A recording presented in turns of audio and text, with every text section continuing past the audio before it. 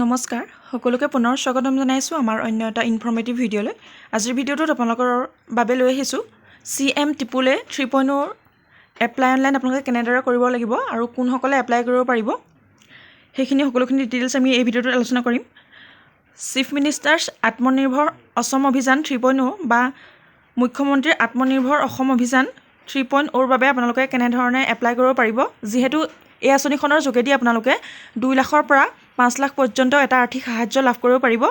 এই সাহায্যৰ জৰিয়তে আপোনালোকে যিসকল শিক্ষিত যুৱক যুৱতী, নিবনুৱা যুৱক যুৱতী থাকে তেওঁলোকে ইয়াতে বিজনেছৰ সুবিধা লাভ কৰিব পাৰিব। মানে আপোনালোকে ব্যৱসায় আৰম্ভ কৰিবৰ বাবে চৰকাৰৰ ফালৰ পৰা 2 পৰা 5 লাখ পৰ্যন্ত এটা সাহায্য লাভ কৰিব পাৰিব এই আঁচনিখনৰ যোগেদি। আপোনালোকেও যদি এই আঁচনিখনৰ সুবিধা এতিয়ালৈকে লাভ কৰা নাই তেনেহ'লে কেনেদৰে আপোনালোকে এই আঁচনিখনৰ সুবিধা লাভ কৰিব পাৰিব, কিমান আপোনালোকৰ এলিজিবিলিটি হ'লে বা এডুকেশ্যনেল কোৱালিফিকেশ্যন হ'লে আপোনালোকে এপ্লাই কৰিব পাৰিব আৰু কেনেধৰণৰ ডকুমেণ্টছ লাগিব সেইখিনি আমি সকলোখিনি ইয়াতে আলোচনা কৰিছোঁ। গতিকে ভিডিঅ'টো শেষলৈকে চাই থাকক। আপুনিও এই 2 লাখৰ পৰা 5 লাখ পৰ্যন্ত সাহায্য অতি সোনকালেই লাভ কৰিব পাৰিব। আমি প্ৰথমতে আলোচনা কৰিম এই আঁচনিখনৰ উদ্দেশ্যনো কি বা এই আঁচনিখনৰ অবজেক্টিভছখিনি কি হ'ব, কিয় আপোনালোকক এই আঁচনিখন প্ৰভাইড কৰা হৈছে সেইখিনি আমি সকলোখিনি প্ৰথমতে আলোচনা কৰিম। এই আঁচনিখনৰ উদ্দেশ্য বুলি ক'বলৈ গ'লে ৰাজ্যত যিখিনি শিক্ষিত যুৱক যুৱতী বা নিবনুৱা যুৱক যুৱতী আছে তেওঁলোকক আত্মনিৰ্ভৰশীল বা স্বনিয়োজনত সুবিধা হোৱাকৈ এই সাহায্যখিনি অসম চৰকাৰে আপোনালোকৰ বাবে মুকলি কৰি দিছে। ইয়াৰ পাছতে আপোনালোকৰ অসমত উদ্যোগিক পৰিৱেশ গঢ়ি তুলিবলৈও এই আঁচনিখন আৰম্ভ কৰা হৈছে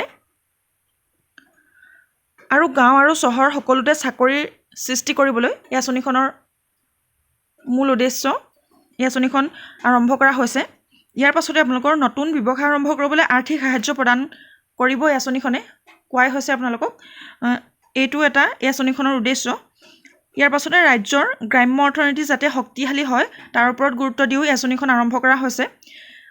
এনেধৰণৰ আপোনালোকৰ উদ্দেশ্যৰ ভিত্তিতে এই আঁচনিখন আৰম্ভ কৰা হৈছে। এই আঁচনিখনৰ এইটো বৰ্তমান 3য় সংস্কৰণ হয়। 3 নম্বৰ বাৰৰ বাবে এই আঁচনিখন প্ৰযোজ্য কৰিবলৈ গৈ আছে। ইয়াৰ আগতে দুবাৰ এই আঁচনিখনৰ সুবিধা বা বেনিফিটছ সকলোৱে লাভ কৰি গৈছে বা কিছু সংখ্যকে লাভ কৰি গৈছে। যদিও আপুনি এই আঁচনিখনৰ পৰা এতিয়াও বাদ পৰি আছে তেনেহ'লে আপোনালোকে এপ্লাই কৰিব পাৰিব। 11 মাৰ্চৰ পৰা আপোনালোকৰ বাবে অনলাইন এপ্লাই ডেট ঘোষণা কৰি দিছে।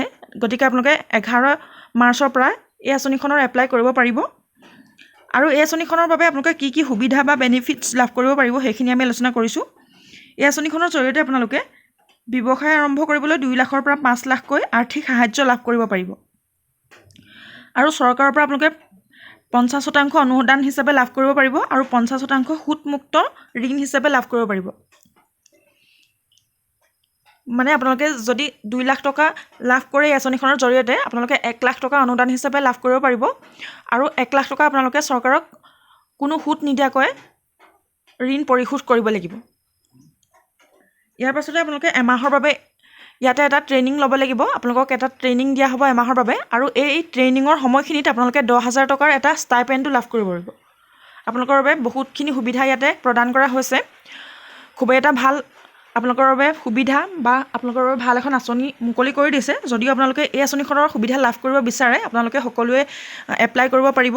আমি ইয়াতে এতিয়া আলোচনা কৰিম এই আঁচনিখনৰ বাবে আপোনালোকে কেনেধৰণৰ যোগ্যতা লাগিব, কি কি এলিজিবিলিটি হ'লে আপোনালোকে এপ্লাই কৰিব পাৰিব সেইখিনি আমি আলোচনা কৰিছোঁ।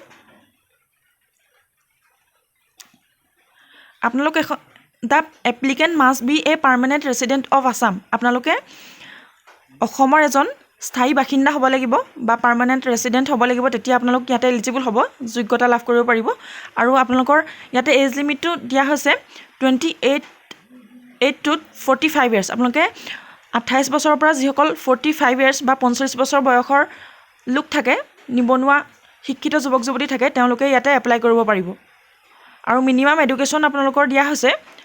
যিখিনি জেনেৰেল কেটেগৰী কেণ্ডিডেট থাকে তেওঁলোকে 10th পাছ কৰিলে ইয়াতে এপ্লাই কৰিব পাৰিব। আপোনালোকে ইয়াতে এই সুবিধাটো লাভ কৰিব পাৰিব। মানে আপোনালোকে যদি মেট্ৰিক পাছ কৰিছে, যিসকল জেনেৰেল কেটেগৰী কেণ্ডিডেট হয় তেওঁলোকে মেট্ৰিক পাছ কৰিলে এপ্লাই কৰিব পাৰিব। আৰু যিখিনি SC ST আৰু OBC কেণ্ডিডেট থাকে তেওঁলোকে ইয়াতে দিয়া আছে আপ টু 10 ক্লাছ।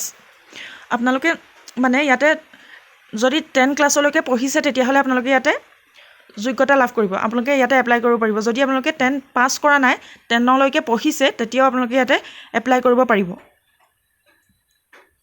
ইয়াতে দিছে the applicant must have the skills or knowledge to start an activity আপোনালোকে বিজনেছ এটা ষ্টাৰ্ট কৰিবলৈ আপোনালোকৰ এটা নলেজ থাকিব লাগিব মানে আপোনালোকে কেনেদৰে বিজনেছটো ষ্টাৰ্ট কৰিব সেইখিনিৰ ওপৰত আপোনালোকৰ জ্ঞান থাকিব লাগিব তেতিয়াহে আপোনালোকে ইয়াতে এলিজিবল হ'ব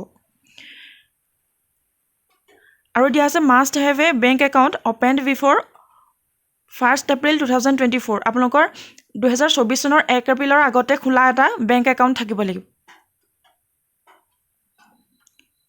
আৰু আপোনালোকৰ কোনো ধৰণৰ লোন থকা ব্যক্তি হ'ব নালাগিব আপোনালোকৰ লোন মুক্ত বা ঋণ মুক্ত আপোনালোক এজন ব্যক্তি হ'ব লাগিব তেতিয়াহে আপোনালোকে এই আঁচনিখনৰ বেনিফিটছ লাভ কৰিব পাৰিব আৰু আপোনালোকৰ পৰিয়ালত এজন ব্যক্তিয়েহে এই আঁচনিখনৰ সুবিধা লাভ কৰিব পাৰিব এইখিনি আছিল আপোনালোকৰ এলিজিবিলিটি বা যোগ্যতা এইখিনি যোগ্যতা যদি আছে আপোনালোকে এপ্লাই কৰিব পাৰিব আৰু কেনে ধৰণৰ ডকুমেণ্টছ হ'লে আপোনালোকে এপ্লাই কৰিব পাৰিব সেইখিনি ইয়াত কোৱা হৈছে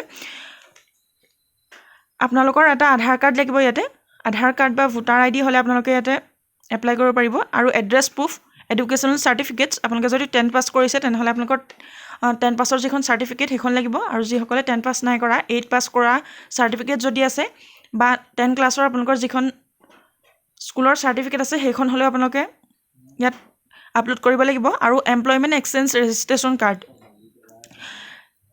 যিটো এমপ্লয়মেণ্ট এক্সচেঞ্জৰ কাৰ্ড থাকে সেই কাৰ্ডটো আপোনালোকৰ ইয়াতে থাকিব লাগিব আৰু বেংক পাছবুক সেইটোতো কম্পালচৰি আৰু PAN card project report for the propose business আপোনালোকৰ ইয়াতে পেন কাৰ্ড দৰকাৰ হ'ব আপোনালোকৰ যিটো বিজনেছৰ বাবে আপোনালোকে ইয়াতে এপ্লাই কৰে আপোনালোকৰ সেইবাবে আপোনালোকক ইয়াতে এটা পান কাৰ্ড লাগিব বা পেন কাৰ্ড আপোনালোকক ইয়াতে প্ৰয়োজন হ'ব এইকেইটা ডকুমেণ্টছ হ'লে আপোনালোকে এপ্লাই কৰিব পাৰিব যদি আপোনালোকে এপ্লাই কৰিব বিচাৰে CM-AAA পৰ্টেলত গৈ আপোনালোকে এপ্লাই কৰিব পাৰিব যদি আপোনালোকে এই আঁচনিখনৰ বাবে কেনেধৰণে এপ্লাই কৰিব লাগিব সেইখিনি জানিব বিচাৰে তেনেহ'লে আমাক কমেণ্ট বক্সত এটা কমেণ্ট কৰিব আমি তাৰ বাবে এটা ভিডিঅ' প্ৰস্তুত কৰিবলৈ আপোনালোকৰ বাবে ৰেডি আছোঁ গতিকে আপোনালোকে এটা কমেণ্ট কৰিবলৈ নাপাহৰিব যদি এই আঁচনিখনৰ বাবে আপোনালোকে